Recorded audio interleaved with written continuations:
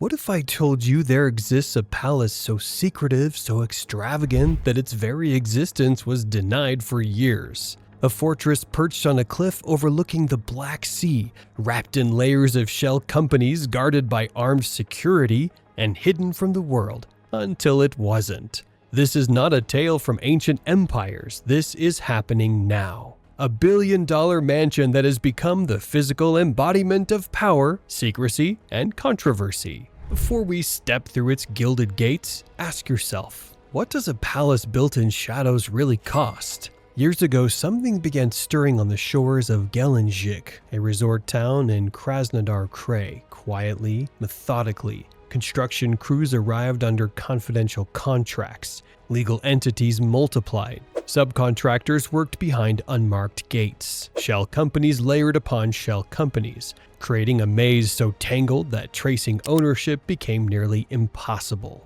Local residents noticed the barriers going up. Media tried to investigate. Regional officials found themselves politely but firmly turned away. Access was controlled, information was scarce, and the project kept growing. This was not just a construction site. This was the birth of a fortress, a place rising from secrecy, brick by brick, hidden in plain sight along one of Russia's most beautiful coastlines. What were they building?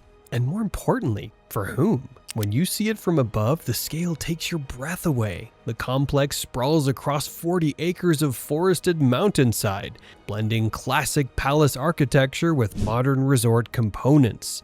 Multiple buildings, terraces that cascade toward the sea, gardens that look sculpted by Renaissance masters. But it's what's inside that truly stuns. Italian marble halls stretch like cathedral aisles. A private amphitheater sits ready for performances only the chosen few will ever witness. There's a vineyard because even power needs its wine. A heliport, naturally. Indoor pools that shimmer under chandeliers. A massive greenhouse where exotic plants grow year-round, untouched by Russian winters. Then come the features that push beyond luxury into the realm of spectacle. A private chapel for silent prayers.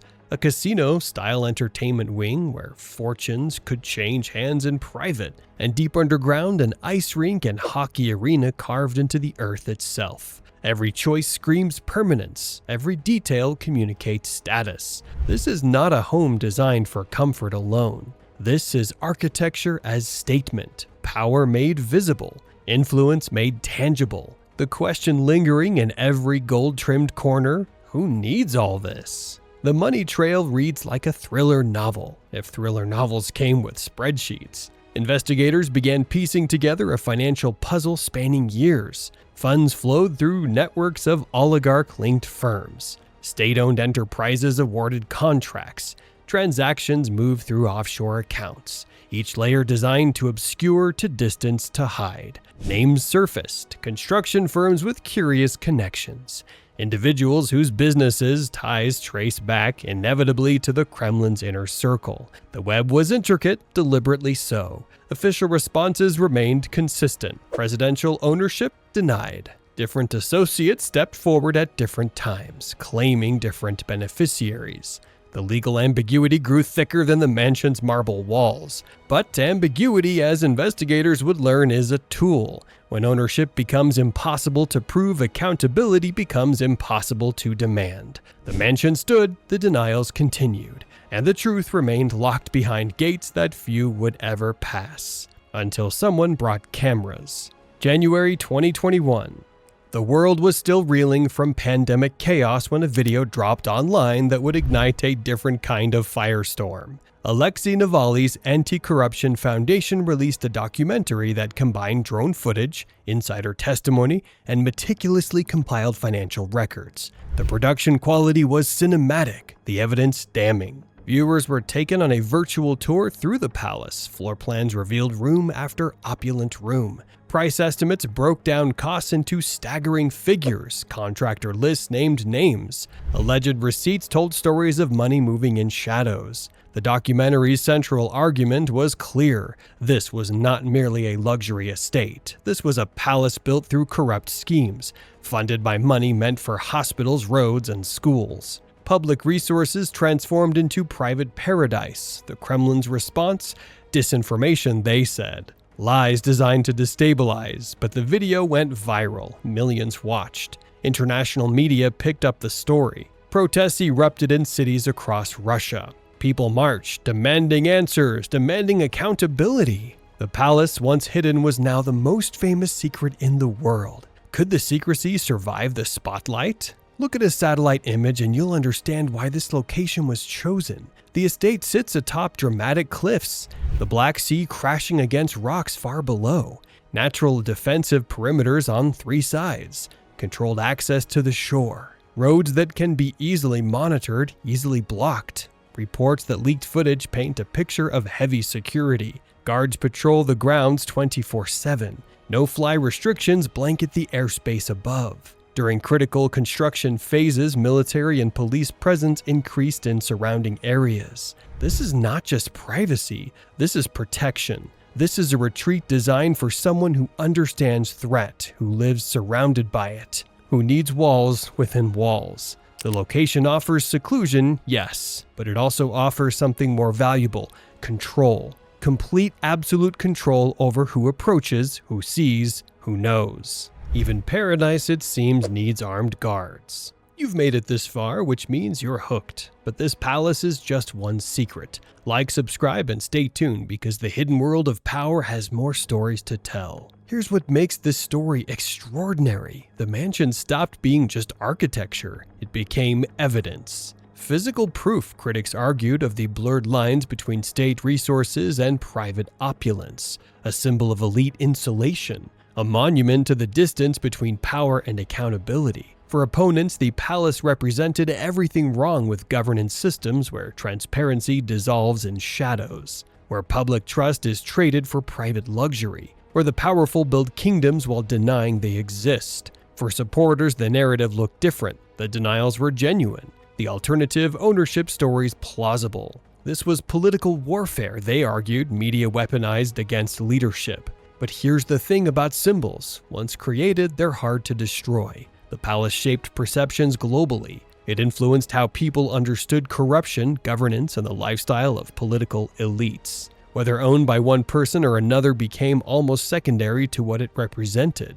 Power's tendency to build monuments to itself, even in secret. The Navalny expose changed everything and nothing. Global outrage followed. Protests filled Russian streets. Independent journalists and watchdog organizations intensified their scrutiny. The story refused to fade. Subsequent investigations brought hidden camera footage from the inside of the complex. Satellite imagery tracked renovations in real time. Drone operators risked arrest to capture updates. Each new piece of evidence kept the palace in headlines, kept questions alive. Interior changes were documented, security alterations noted. The property evolved, but it never stopped being newsworthy. The mansion remained emblematic in debates about transparency and rule of law. It became a case study in how powerful figures are held to account, or aren't. And through it all, the denials continued. The ownership remained disputed. The truth stayed locked behind those golden gates. The palace stood. The questions multiplied. Whether any single individual ultimately owns this palace may never be definitively proven in court. But that almost misses the larger point. The narrative transformed architecture into evidence. It showed how buildings can speak when documents stay silent, how satellite images can challenge official denials, how visual storytelling can force accountability debates onto stages they'd otherwise never reach. The case reshaped investigative journalism itself. Financial forensics met drone technology. Whistleblower testimony combined with architectural analysis. The tools of accountability evolved. It raised profound questions too. How durable is secrecy in our digital age? Can state denials withstand multimedia evidence? When power builds monuments, can it keep them hidden? The palace became a teaching moment, not just about one mansion, but about how systems of power work, how wealth concentrates, how influence insulates itself from scrutiny. Every marble column, every golden accent, every denied connection. They all became parts of a larger story about governance, corruption, and the eternal tension between transparency and secrecy. The mansion still stands on that cliff, still looks out over the Black Sea, still holds its secrets, but it no longer hides. So here we stand outside gates we'll likely never pass through, looking at a palace that may or may not belong to the man whose name it bears. The truth remains as carefully guarded as the estate itself, but perhaps that's the point. In the end, this billion-dollar mansion teaches us that some secrets cost more than money. They cost trust. They cost legitimacy. They cost the very thing power needs most, believability.